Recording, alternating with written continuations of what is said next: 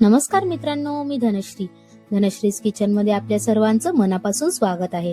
तर आजच्या या व्हिडिओमध्ये आपण पाहणार आहोत सुरणाचे काप। त्यासाठी लागणारे साहित्य आता मी तुम्हाला इथे दाखवलेले आहे।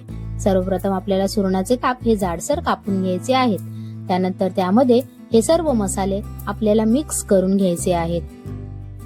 हे मसाले व्यवस्थितरित्या त्या कापांवर लागले गेले पाहिजेत।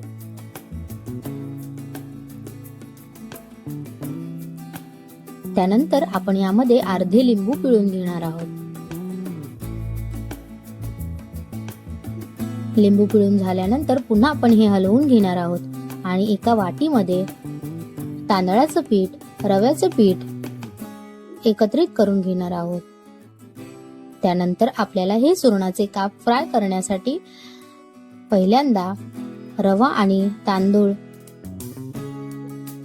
मिक्स केलेल्या वाटीमध्ये आपल्याला या सुरणाच्या कापांना व्यवस्थित कोटिंग करून घ्यायचं आहे आणि मग हे फ्राय करण्यासाठी तव्यावर टाकायचे आहेत।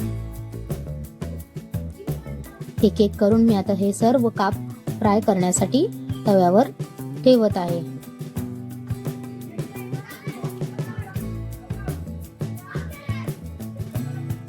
त्यानंतर बाजूने पुन्हा एकदा तेल टाकून घेतलेले आहे।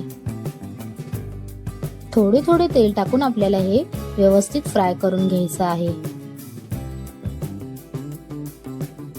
त्यानंतर मी यावर कोथिंबीर चिरून घातलेली आहे।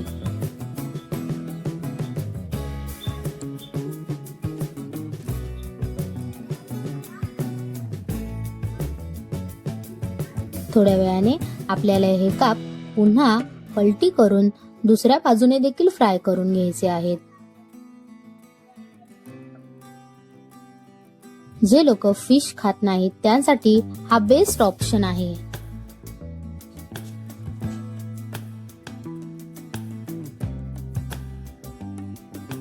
सुरणाचे काप हे चवीला अतिशय अप्रतिम लागतात।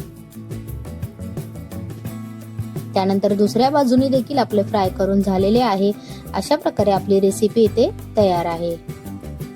तर तुम्हाला आमचा हा व्हिडिओ आवडला असेल तर नक्कीच धनश्रीज किचनला लाईक करा, शेअर करा आणि सबस्क्राईब करा। धन्यवाद।